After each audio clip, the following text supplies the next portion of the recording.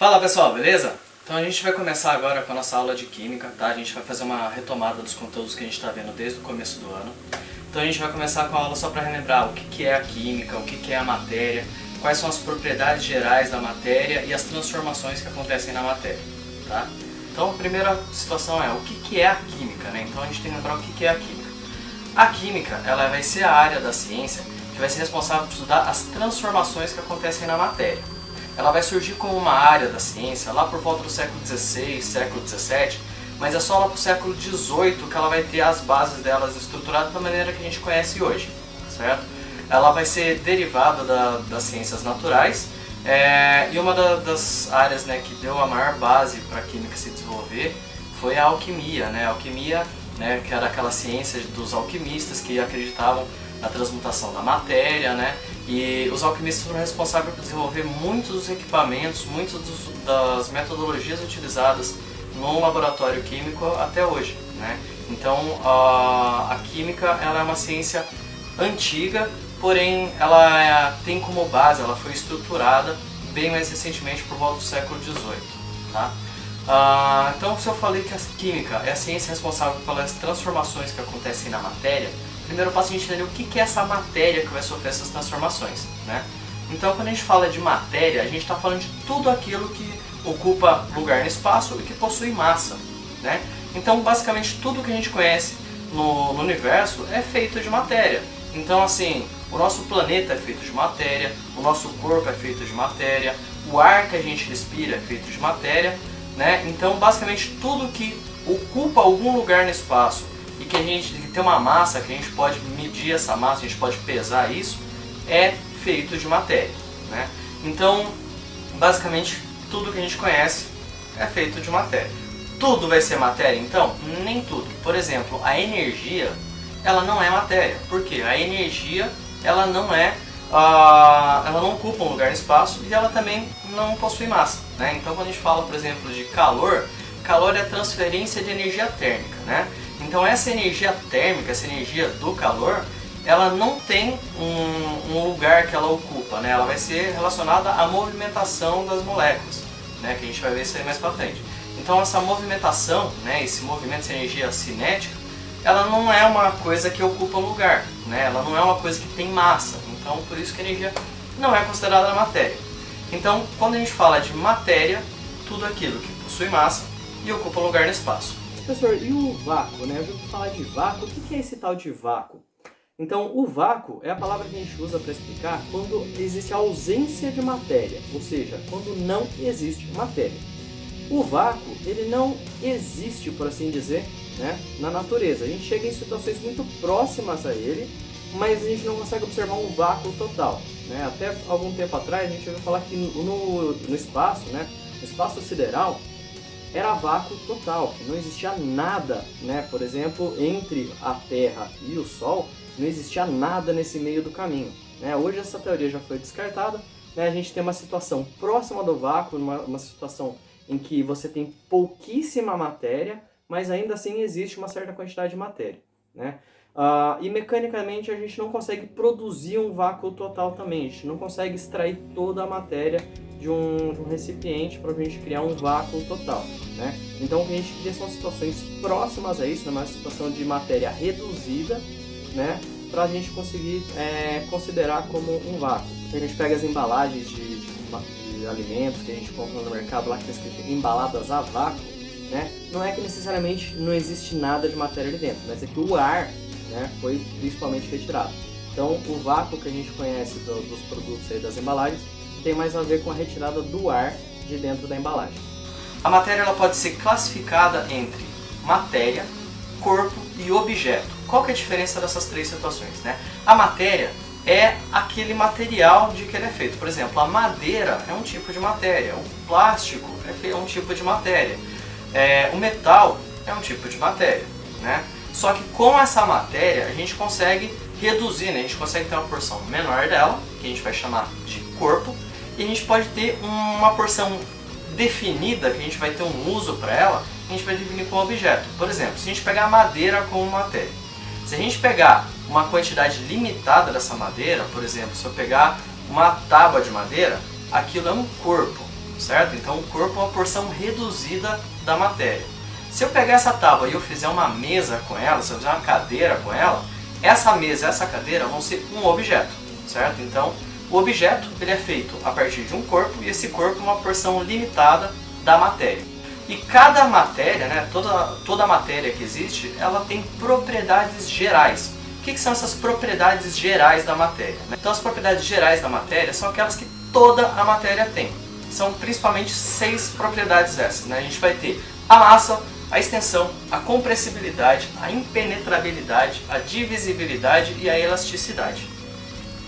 A massa, todo mundo já deve ter uma noção, é a questão dela ter um peso, né? A gente ter a maneira de pesar ela. A gente coloca a matéria na balança e a balança vai marcar algum valor ali. Esse valor que ela está marcando é a massa daquele objeto, né? Nossa, eu subo lá na balança para ver o meu peso. Não, peso é uma outra coisa, né? Vocês vão ver principalmente isso daí na aula de física, quando falar sobre a força-peso, né? Então quando a gente sobe na balança, não é o peso que está sendo marcado lá, vai ser a massa, tá? Então a balança ela mede a massa do corpo.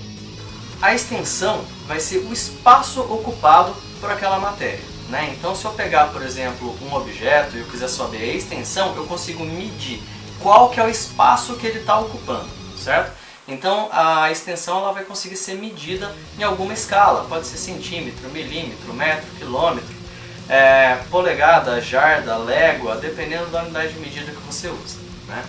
A gente tem também a compressibilidade. O que é compressibilidade? É a capacidade da matéria dela ter o tamanho dela reduzido, né, quando sofre a ação de uma pressão.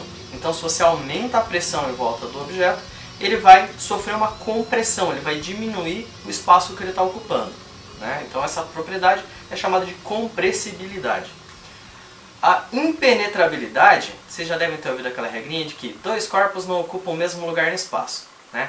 Então basicamente é isso daí. A impenetrabilidade é a impossibilidade de 2 corpos ocuparem o mesmo espaço, né? Então se você tem, por exemplo, uma cadeira e você tem uma mesa, você quer colocar os dois exatamente no mesmo lugar, ou você coloca a mesa ou você coloca a cadeira. Não dá para você colocar os dois exatamente no mesmo lugar, porque um corpo não pode ocupar o mesmo lugar que o outro, né? Então essa propriedade é a impenetrabilidade. A divisibilidade vai ser a propriedade que vai falar sobre a capacidade da matéria de ser dividida em porções menores. Então, por exemplo, se eu tenho lá um pedaço de alguma coisa, eu consigo quebrar isso numa porção menor. Se eu tenho uma folha de papel, eu consigo rasgar essa folha num pedaço menor. Então a matéria ela tem esse poder de divisibilidade, você consegue quebrar ela em porções cada vez menores, né? Existe um limite para isso, a gente vai chegar nisso nas próximas aulas, mas a ideia é essa, né? Que você consegue sempre ir dividindo em porções menores. Então essa propriedade é chamada de divisibilidade. E por fim a gente tem a elasticidade. A elasticidade vai ser a capacidade de um corpo dele se deformar quando ele sofre a ação de uma força. Bom pessoal, então ficou faltando falar no vídeo que a elasticidade tem a ver com a propriedade do material dele se deformar quando ele sofre a ação de uma força, mas de retornar para o formato inicial dele quando essa força para de ser exercida sobre ele, né?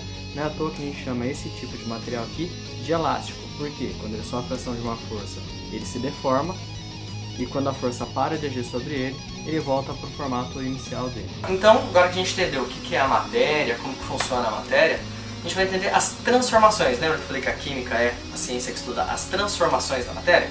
Então a gente vai entender quais são essas transformações que a matéria pode passar. Então a gente tem 2 tipos de transformações, as transformações físicas e as transformações químicas.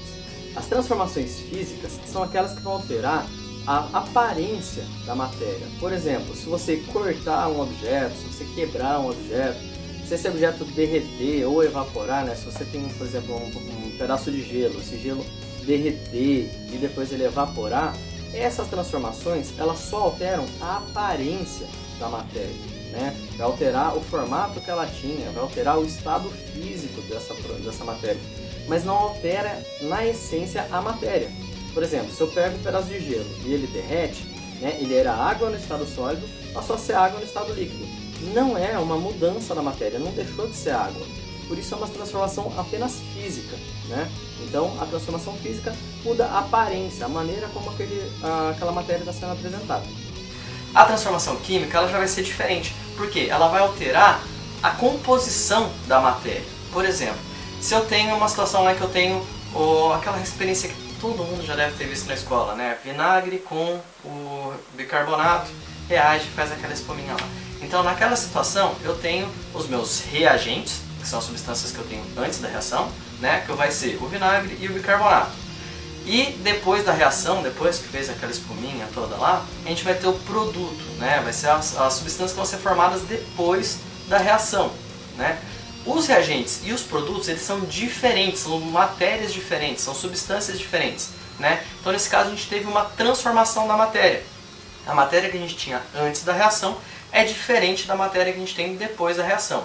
Então sempre que a gente tem essa transformação da matéria, a gente vai dizer que aconteceu uma reação química. Tá? Então sempre quando falar de reação química, entende que está falando de transformação da matéria, beleza? Sempre que acontece uma transformação química, vão ter evidências dessa transformação. O que são evidências? Vão ser indícios, vão ser pistas do que aconteceu, né? Para quem assiste CSI, assiste esses programas de detetive lá, sempre quando você tem um crime lá, ele fala assim, vamos analisar as evidências do crime, né? São as pistas que vão levar ao que aconteceu. Então sempre que a gente tem uma reação química, vão ter evidências, vão ter pistas que indicam que essa reação química aconteceu, né? Então tem vários tipos de evidências de reação. As principais vão ser mudança de cor, mudança de cheiro, mudança de sabor, formação de gases ou formação de algum material sólido, né? Você junta líquidos, vai formar um material sólido. Ou então a liberação de energia, né? Pode ser que a reação ela libere calor, ou então que ela libere luz, ou então que ela gere eletricidade, né? Então, por exemplo, as pilhas, aquela pilha comum que a gente usa no controle remoto, por exemplo, ela vai ter uma reação química dentro dela que vai gerar eletricidade, né? E essas reações químicas, elas podem ser ou espontâneas, ou elas podem ser não espontâneas, né? O que significa uma reação ser espontânea ou não espontânea? As reações espontâneas são aquelas que vão acontecer naturalmente e que depois que ela iniciou, ela só vai terminar quando não tiver mais o reagente, quando não tiver mais material para ela reagir, né? Então, por exemplo, se eu pegar uma fruta apodrecendo, esse apodrecimento da fruta ele vai acontecer gradualmente até que toda a fruta esteja completamente pura, né? Uma barra de ferro sendo enferrujada, né? Ela vai enferrujando até acabar o ferro que tem para enferrujar ali. Se você pegar um pedaço de madeira e colocar ele no fogo, ele vai começar a queimar e ele vai queimar até não ter mais a madeira ali, né? Então esses processos são espontâneos, depois que a reação começou, ela vai continuar. Porém, tem alguns processos que eles dependem de uma situação externa, né? Por exemplo, quando você vai cozinhar um alimento, você vai colocar ele ali, né, próximo ao fogo, e o fogo vai ceder a energia necessária para que aquela reação aconteça, né? Então enquanto você tem o fogo alimentando a reação, essa reação vai continuar acontecendo. Só que se essa fonte de energia for retirada, né, se você desligar o fogo, a reação para a partir daquele ponto, né? Então por isso que você, quando está cozinhando, você tem que deixar o tempo certo lá, porque se você tira do fogo antes da hora, o negócio não fica bom, porque fica cru. Ou se você deixa demais, ele passa do ponto e queima, né? Se você não tem essa fonte de energia ali, o fornecimento constante de energia a partir do fogo, essa reação ela vai ser interrompida, né? Um exemplo também vai ser a reação de eletrólise. O que é a eletrólise? É quando você usa uma corrente elétrica para fazer a separação dos componentes de uma substância, né? Isso vai ser utilizado, por exemplo, na reação de decomposição da água para formar gás oxigênio e gás hidrogênio, né? Então você separa o hidrogênio e o oxigênio da água passando uma corrente elétrica por ela. Só que nesse processo aí, se você interrompe a corrente elétrica, a reação também ela vai ser interrompida, né? Então se ela não tiver essa situação da energia elétrica passando por ela, a corrente elétrica passando por ela, ela vai interromper essa reação, certo? Então quando a gente fala de reações químicas, normalmente a gente pensa num negócio assim, um laboratório, um cara de jaleco branco, oclão, cabelo arrepiado, de língua para fora, mexendo um monte de vidrinho, fazendo um monte de fumaça, um monte de coisa lá, e geralmente terminando em explosão, né? Então a gente tem que entender que as reações químicas, elas acontecem no dia a dia, né? Então não precisa necessariamente de um laboratório para a reação química acontecer. Por exemplo, se você pegar uma fruta lá, uma maçã, e deixar na fruteira lá da sua casa lá, e não mexer com ela por vários dias, naturalmente essa maçã vai passar por um processo de apodrecimento, processo de putrefação, né? Então esse apodrecimento é uma reação química natural, ela está acontecendo ali, né, dentro da própria maçã. É uma reação que vai acontecer naturalmente sem você precisar botar a mão nela, né? Existem várias outras reações que são parte do nosso dia a dia e que a gente às vezes acaba nem percebendo, né? Por exemplo, a própria respiração, quando a gente está respirando, o nosso corpo está fazendo uma série de reações químicas, né? Então, se você pegar o oxigênio que está entrando no nosso organismo, ele vai passar por um processo de combustão, né? Ele vai passar por uma queima dentro das nossas células. Dessa queima, né? Lembra lá de combustíveis fósseis, né? Falar de gás carbônico que está queimando o combustível, é basicamente a mesma situação. Quando a gente respira, a gente vai queimar alguma coisa com esse oxigênio, né? E com isso vai ser gerado o gás carbônico. Então a nossa respiração é basicamente, primeiro, uma separação de misturas, né? Porque a gente vai ter o oxigênio sendo separado da mistura do ar. Esse oxigênio vai passar por um processo de combustão dentro das nossas células e dessa combustão vai gerar o gás carbônico que vai ser liberado através da expiração, né? Então a gente inspira o gás oxigênio, expira o gás carbônico, né? Então dessa maneira a respiração ela é um processo químico, né? Outros processos químicos, a fermentação, né? Então se você pegar lá, você resolve fazer um bolo, né? Daí você vai colocando lá, vai misturar ovo, leite, trigo, aí você vai ver que você vai ter que acrescentar fermento. Esse fermento nada mais é do que uma substância que vai reagir com os componentes ali da massa e vai liberar gás carbônico. Esse gás carbônico vai tentar sair e conforme ele vai tentar sair, ele vai fazendo a massa se expandir, né? Basicamente é um gás saindo do meio de uma massa, por isso ele vai empurrando a massa para fora, né? Para tentar conseguir sair. Por isso que a massa vai crescendo nesse processo aí, né? E a fermentação não acontece só lá na cozinha, quando a gente vai fazer um bolo, quando a gente vai fazer um pão. A fermentação acontece dentro da gente também, né? Então uma das etapas da nossa digestão, né, do processo de digestão, é um processo de fermentação que acontece dentro do nosso organismo, né? Então a fermentação também é um processo químico que acontece naturalmente dentro da gente, né? E na indústria, como é que funciona? Bom, nas indústrias a gente tem vários processos de reações químicas que vão acontecer lá, né? Então basicamente todos os produtos industrializados que a gente tem vão passar por algum tipo de tratamento químico, vão passar por alguma reação química lá na indústria, né? Tem alguns processos que são os mais importantes, por assim dizer, que são os que vão cair mais em vestibular, tal, que vão perguntar mais, são principalmente os voltados com a produção da cal, né? Como funciona o processo de produção da cal especificamente? Bom, cal, para quem não sabe, é aquele pozinho branco que vai ser utilizado na construção junto com o cimento para dar liga para o cimento secar mais rápido, né? Só que ele tem muitas outras funções, né? Ele vai ser utilizado, por exemplo, para fazer o clareamento do papel no processo da indústria de fabricação do papel. Vai ser utilizado, por exemplo, na agricultura para correção do pH do solo. Vai ser utilizado na fabricação, por exemplo, de pasta de dente e alguns outros utensílios que a gente usa no dia a dia. Então, para produzir a cal, a gente tem primeiro que extrair o calcário. O calcário é um tipo de rocha que ele vai ser minerado, né? Vai ser extraído de uma mina e vai ser quebrado em pedacinhos pequenos. E esses pedaços de calcário vão ser levados para um forno. Nesse forno, esse calcário vai ser aquecido, né? E quando ele é aquecido, ele sofre uma decomposição. O que é uma decomposição? A estrutura dele, na fórmula química dele, vai ser quebrada e vai ser formadas novas substâncias, né? Então, no caso, a fórmula do calcário, que é o carbonato de cálcio, ela vai ser quebrada e vai formar o óxido de cálcio, né? Nesse processo de queima do calcário, você vai ter o carbonato de cálcio, com a energia dessa queima, com a energia do fogo que vai ter ali no forno, ela vai sofrer uma alteração e vai quebrar o carbonato de cálcio em óxido de cálcio, que é a cal, e gás carbônico. Desse processo, então, é formado o óxido de cálcio, que é o que a gente chama de cal virgem.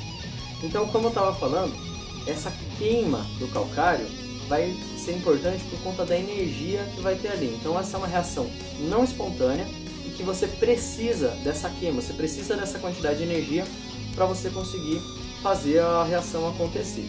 Então, a energia tem um papel muito importante durante as reações químicas, né? Se você tem, por exemplo, a necessidade da reação acontecer com o aumento de energia, se não tiver essa quantidade de energia sendo fornecida, a reação não vai acontecer. né? Tem vários outros exemplos de reações que precisam, por exemplo, do aquecimento para poder acontecer. Da mesma maneira, tem algumas reações que acontecem com o auxílio de outros tipos de energia. Por exemplo, a água oxigenada, a fórmula dela é H2O2, né? Então, basicamente, é a mesma estrutura da molécula de água, só que ela tem um oxigênio a mais ligado nela. Só que a água oxigenada ela passa também por um processo de decomposição em que ela vai formar a água, né, H2O, e vai formar o gás oxigênio.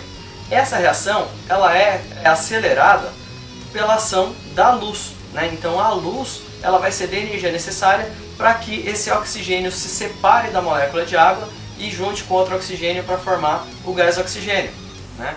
Então você tem uma reação acontecendo com o auxílio de energia luminosa. Como eu tinha comentado também, a gente tem as reações de eletrólise, que são aquelas reações que vai acontecer quando você tem uma passagem de corrente elétrica por ela, né? Então, quando você tem, por exemplo, a separação do gás hidrogênio e do gás oxigênio a partir da água, é uma reação de eletrólise. A energia elétrica é responsável por fazer essa separação das moléculas ali.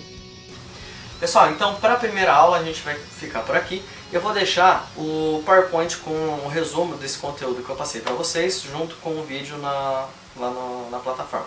Espero que vocês tenham gostado, né? Qualquer dúvida, me manda uma mensagem. Vocês têm agora a plataforma do Classroom para conseguir fazer as postagens no mural, fazer perguntas por lá. Então utilizem essa plataforma, tirem as dúvidas, aproveitem esse tempo que vocês têm a mais em casa para vocês estudarem, né? E vamos produzindo cada vez mais. Vou deixar também algumas atividades lá para vocês fazerem, para me entregar. Pessoal, aproveitem então essa quarentena para vocês recuperarem o conteúdo que vocês perderam nesse período. Aproveita também para relaxar, para ficar em casa, para curtir a família, para se proteger, né? Então, sempre seguindo as orientações de segurança, né? Não sair, se possível, fique em casa, não sai. Se precisar sair, coloca a máscara, lava bastante a mão a todo momento. Precisou pegar alguma coisa, lava a mão. A gente não sabe aonde que esse vírus está, então é por isso que é muito importante a gente estar sempre atento e sempre mantendo a higiene em dia, beleza? Pessoal, até a próxima e fiquem bem.